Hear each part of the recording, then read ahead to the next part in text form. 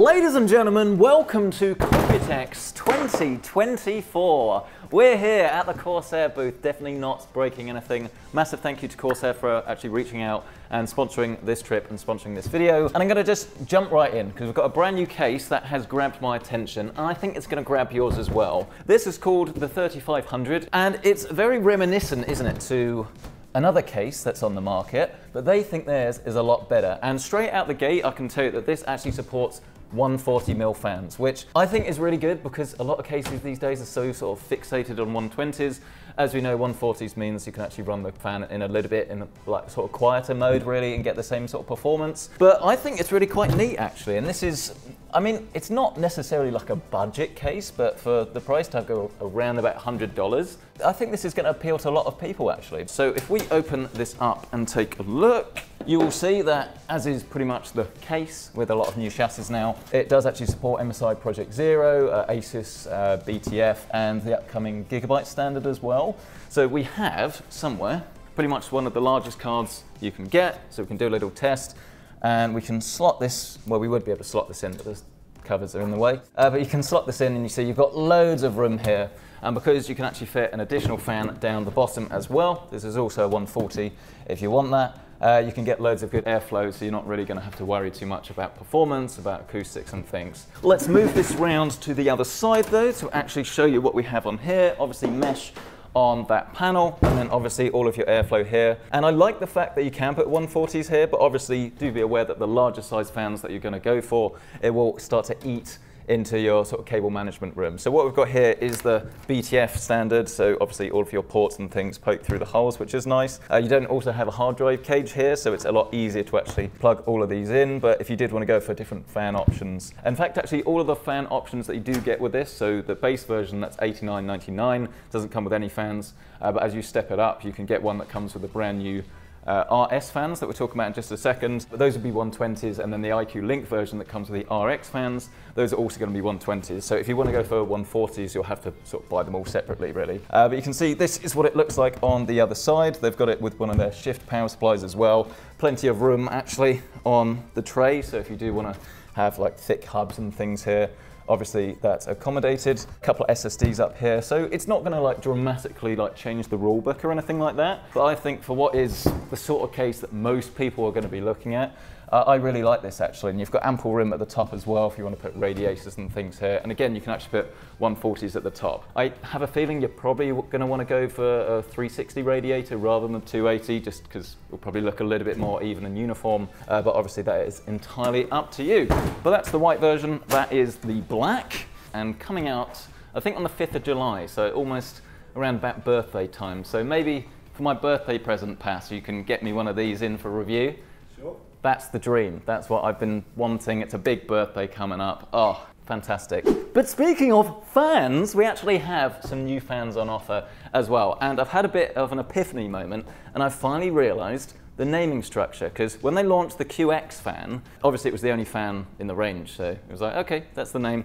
But actually, it kind of makes sense now, because the X is everything that has IQ Link, which is Corsair's sort of scheme where you can plug everything in together essentially and control it with that one small box. Whereas they're actually launching some S fans. So here we have the RS120 ARGB, and this uses the standard ARGB standard. So if you want to like plug this into your motherboard, daisy chain it in like to an existing case, other fans from different brands, something like that, it's obviously a little bit more accessible really. So as nice as it is to use IQ Link, and I genuinely do think it's the easiest system to use at the moment, obviously you do have to pay more money for that. So they want it to be more accessible, but the R is still their performance fan. So if you want to have really high performing fans, but you want them at a more affordable price, especially if you're buying them in like single packs or something like that and you don't want to like spend a whole bunch of money, then you can do that now. So the S is like non-IQ and then X is IQ. So actually, yeah, that makes sense. They're also, as we cut to B-roll now, they're showing off some new power supply cables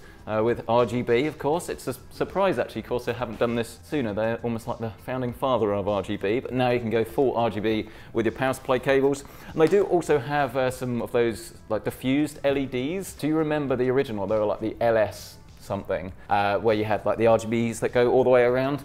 Well, they brought those back, but they now plug into IQ Link. and it's also a lot more diffused now. So if you want to have like a light bar inside your rig, it's going to be quite a nice way of doing that actually. But they do also have some extra coolers.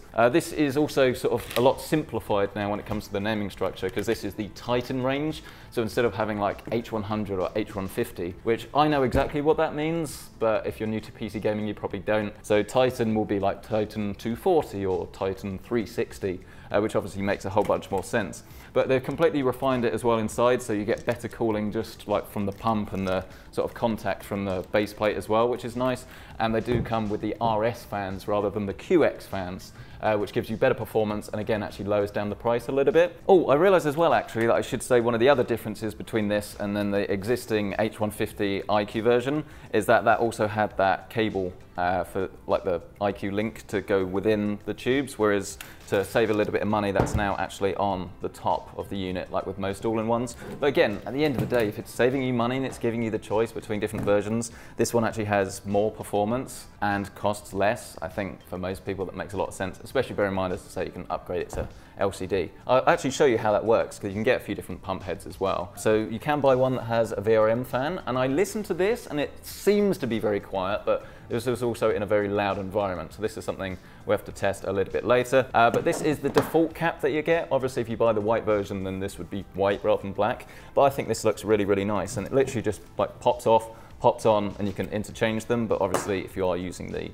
LCD, you're probably not going to want to change this. The LCD just plugs in via this USB-C port on here as well. There's also some max versions of the fans as well that are slightly thicker. There's a new power supply. This is pretty cool because Corsair do sell an SFL version in 850 and 1000, but now there's an SF version that is obviously even smaller. And it's really cool actually because they've got a demo in there of the case that we're about to show you that has two of these running the most ridiculous system that you've ever seen. But you've actually got a couple of extra ports on this versus the previous version because they've moved to the Type 5 version, which is quite nice. But I'm going to have to assemble my crack team now to show us the next product, because I know I'm not the strongest man in the world, but I would like to see you try and lift this.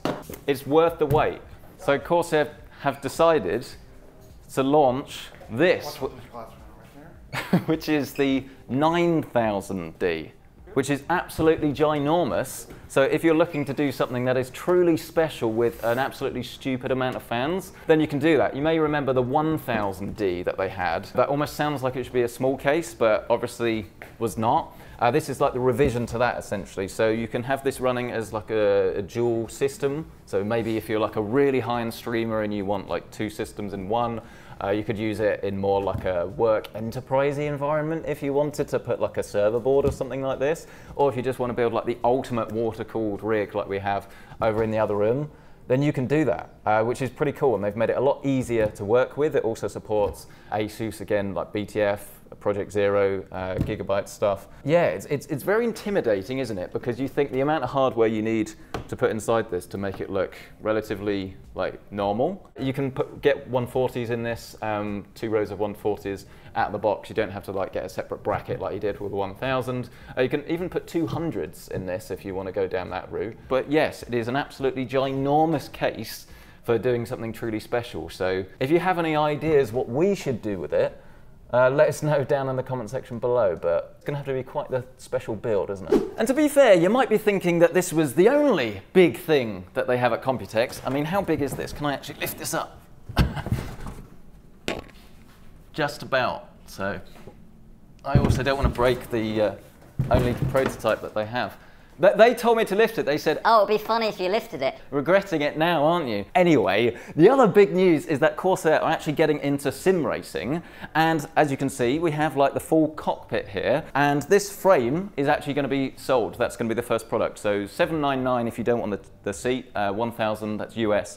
If you do want to have the seat as well. It's adjustable for pretty much anyone between like 5 foot and 6'6", I think it is. And obviously you can then build your sim rig around this. So we've got a load of different equipment here. We've got some new monitors actually that Corsair just happen to have here, but they can tell me that they are 240 Hz, they're 3440 by 1440 ultra-wide QD OLED panels, and the finish on this, it's almost like in between what I've seen before, because it's not like a full gloss, but it is not like full matte either. It's quite exciting actually. I'm quite looking forward to getting these in for review. In theory, it could be like the best of both worlds. We've got these studio lights around us and we're not actually getting too many reflections, but then everything is still popping. But that's a tangent because this was meant to more be about me racing. But yes, here we are in our Corsair racing sim, and I'm quite excited as well to sort of see where this goes, because obviously just the frame at the moment, I'm pretty sure there's going to be more to it as the months and years go by. But yeah, it's exciting because I think obviously Corsair have loads of resources, so it's going to be quite interesting to see what they bring to the table. But I mean, the chair's very comfortable actually, and obviously as I say, it's very adjustable. It's just like the seat that you have in your car. I'm not a racing sim expert, so I'm not going to sit here and pretend, as you can see, that I am. But maybe you guys can give me some more insight on this. So let me know your thoughts on everything that we've had here today. Do you think that the foray into like the racing world is a good one? What do you make of the cases though? I mean, obviously big one is going to be a little bit more niche, I think it's fair to say. But then especially this, I think this is going to be a real like killer actually for a lot of cases. $89.99 US for like a glass front and glass side. And fundamentally, as I say, it does support 140s, which I think does give it a bit of an edge over the competition. So it's going to be interesting to get these in and actually test them. But I'd love to hear your thoughts on this. So please do smash the like button if you've enjoyed this, get yourself subscribed. And as I say, let us know down in the comment section below what you make from the Corsair booth if you enjoyed it. But thank you so much for watching. Really hope you've enjoyed it. And we'll catch you in the next one.